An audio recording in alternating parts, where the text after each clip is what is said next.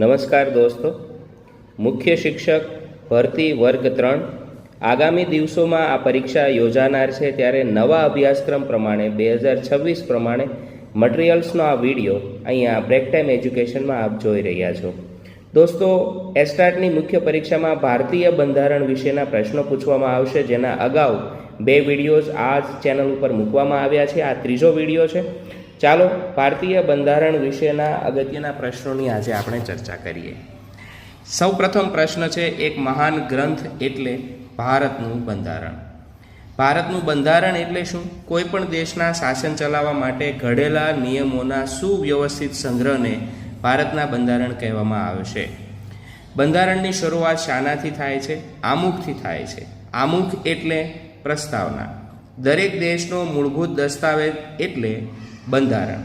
વિશ્વમાં સૌથી મોટું લેખિત બંધારણ કયા દેશનું છે? ભારત દેશનું છે.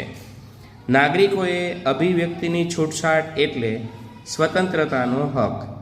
સ્ત્રી કરતાં પુરુષ વધારે ચડિયાતો ગણવામાં આવે છે, ત્યારે કયા હકનું હનન થયું કહેવાય?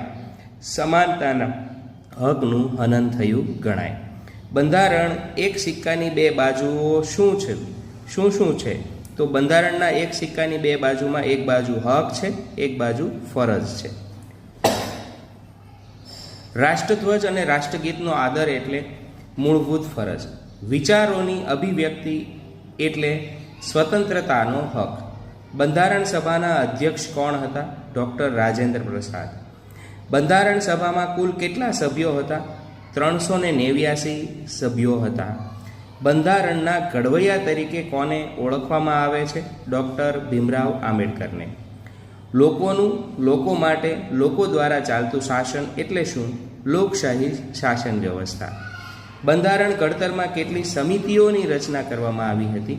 તો એ સમયે 23 સમિતિઓની રચના કરવામાં આવી હતી. બંધારણ સભાના અધ્યક્ષ કોણ હતા? ડૉક્ટર રાજેન્દ્ર પ્રસાદ. બંધારણ સભાના ખરડા સમિતિના એટલે કે મુસદ્દા સમિતિના અધ્યક્ષ કોણ હતા? ડૉક્ટર ભીમરાવ આંબેડકર. બંધારણ દિવસની ઉજવણી ક્યારે કરવામાં આવે છે? 26 નવેમ્બરે. મૂળભૂત ફરજ દિવસ ક્યારે ઉજવાય છે? 6 જાન્યુઆરીના દિવસે. સંયુક્ત રાષ્ટ્રે માનવ અધિકાર દિવસ ક્યારે જાહેર કરેલો છે? 10 ડિસેમ્બરે. ભારત દેશ ક્યારે સ્વતંત્ર થયો? 15મી ઓગસ્ટ ઈસવીસન 1947ના દિવસે. બંધારણ ઘડતરની પ્રક્રિયા કેટલી બેઠકોમાં પૂર્ણ થઈ હતી? 166 બેઠકો બાદ. બંધારણની પ્રથમ બેઠક ક્યારે યોજાઈ હતી? 9 ડિસેમ્બરે ઈસવીસન 1946ના રોજ. ભારત દેશનું બંધારણનું ઘડતર ક્યારે પૂર્ણ થયું હતું? 26 નવેમ્બર ઈસવીસન 1949ના રોજ. 26 નવેમ્બરના દિવસે કોને યાદ કરવામાં આવે છે? ડૉક્ટર ભીમરાવ આંબેડકરને. બંધારણ સભાએ ભારતનું બંધારણ ક્યારે અમલમાં મૂક્યું? 26 જાન્યુઆરી ઈસવીસન 1950ના રોજ. આ દિવસે આપણે ગણતંત્ર પ્રજાસત્તાક દિવસ તરીકે પણ ઓળખીએ છીએ. આપણા દેશમાં દર વર્ષે સામાન્ય ચૂંટણીઓ ક્યારે યોજાય છે? દર 5 વર્ષે હોય છે. ભારતમાં નાગરિકના મતાધિકાર માટે કેટલા વર્ષની ઉંમર હોય છે? 18 વર્ષની. લોકશાહીનું મહત્વનું પાસું કયું છે? સ્વતંત્રતા. ભારતની ધર્મની દ્રષ્ટિએ કેવું રાજ્ય છે? તો ભારત એ બિન સાંપ્રદાયિક રાજ્ય છે. આપણા બંધારણમાં કેવી શાસન વ્યવસ્થાની જોગવાઈ કરેલી છે? સંઘીય શાસન વ્યવસ્થાની જોગવાઈ કરવામાં આવેલી છે. સંઘ સરકારને કઈ સરકાર તરીકે ઓળખવામાં આવે છે? કેન્દ્ર સરકાર. કેટલી ઉંમરના બાળકોને બાળમજૂરી કરાવવી એ શિક્ષાપાત્ર ગુનો ગણવામાં આવે છે? 14 વર્ષથી નીચેના બાળકોને. કોણે બંધારણીય ઇલાજોના હકને બંધારણના આત્મા સમાન કહ્યો છે? ડૉક્ટર ભીમરાવ આંબેડકરે. બંધારણની ઘડતરની કામગીરી કેટલા બેઠકોમાં પૂર્ણ થઈ હતી? એ સમયે 166 બેઠકો થઈ હતી. જાહેર સ્થળોનું રક્ષણ કરવું એ નાગરિક માટે કેમ જરૂરી છે? નાગરિકની આ મૂળભૂત ફરજ છે. બંધારણ સભામાં મહિલા પ્રતિનિધિઓ કોણ હતા?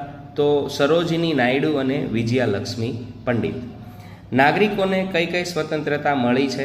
વિચાર, વાણી, અભિવ્યક્તિ, ઈચ્છા અનુસાર ધર્મ પાળવાની સ્વતંત્રતા મળી છે. કાયદાની દ્રષ્ટિએ સમાનતા એટલે ધર્મ, જાતિ, લિંગ, રંગ એના આધારે ભેદભાવ ન થાય એને સમાનતા ગણી શકાય. મૂળભૂત હકોનો અમલ ક્યારે મોકૂફ રાખી શકાય? કટોકટી જેવી વિશિષ્ટ સંજોગોની જોગવાઈ હોય ત્યારે. બંધારણમાં 42માં સુધારાથી આમુખમાં કયો શબ્દ ઉમેરવામાં આવ્યો? બિન સાંપ્રદાયિક. સંઘીય શાસનના કેટલા પ્રકાર છે? 2 પ્રકાર છે, સંઘ સરકાર અને રાજ્ય સરકાર.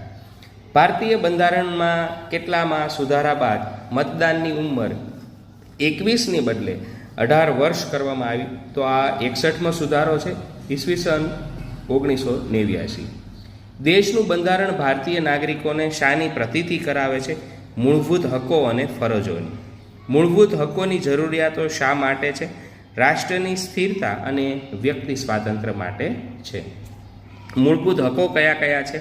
સમાનતાનો હક, સ્વતંત્રતાનો હક, શોષણ સામે વિરોધનો હક, ધાર્મિક, સાંસ્કૃતિક અને શૈક્ષણિક હક અને બંધારણીય ઇલાજોનો અધિકાર. હવે શિક્ષણનો અધિકાર પણ ઉમેરવામાં આવ્યો છે. ભારતીય બંધારણના ઘડતરમાં કયા તજજ્ઞનો સમાવેશ કરવામાં આવ્યો હતો? દોસ્તો આ ખાસ અગત્યનો પ્રશ્ન છે. તો એને આ તજજ્ઞની અંદર જોઈએ તો doctor Rajendra Prasad, Jawaharlal Nehru, doctor Bhimrao Ambedkar, Sardar Patel, Sardar Baldev Singh, Frank Anthony, HP Modi, AKS Ayyar, Maulana Abul Kalam Azad, Shyama Prasad Mukherjee, Kanaiyalal Munshi, KT Shah તથા મહિલા પ્રતિનિધિઓમાં સરોજિની નાયડુ અને વિજયાલક્ષ્મી પંડિત વગેરે. જો કોઈ નાગરિક મૂળભૂત અધિકારોથી વંચિત રાખે તો શાની મદદ લઈ શકે છે? તો તેઓ બંધારણીય ઇલાજોના હકનો મદદ લઈ શકે છે. દોસ્તો ફરી મળીશું એસ્ટાર્ટના શિક્ષક પરીક્ષાના અભ્યાસક્રમના વિડીયો સાથે. તમને ખાસ વિનંતી કરવામાં આવે છે કે એવા દોસ્તો સુધી આ લિંકને શેર કરશો, ચેનલને ખાસ સબસ્ક્રાઈબ પણ કરશો, જેથી નવા વિડીયોઝની તમને અપડેટ મળતી રહેશે. દોસ્તો અહીંયા જે વિડીયો રજૂ કરવામાં આવે છે તે GCRTના પાઠ્યપુસ્તકની અંદર જે પ્રશ્નો રજૂ કરવામાં આવ્યા છે એ આધારિત છે, એટલે પ્રમાણભૂત મટીરિયલ છે. ફરીવાર મળીશું એસ્ટાર્ટના નવા અભ્યાસક્રમ સાથેના વિડીયો સાથે.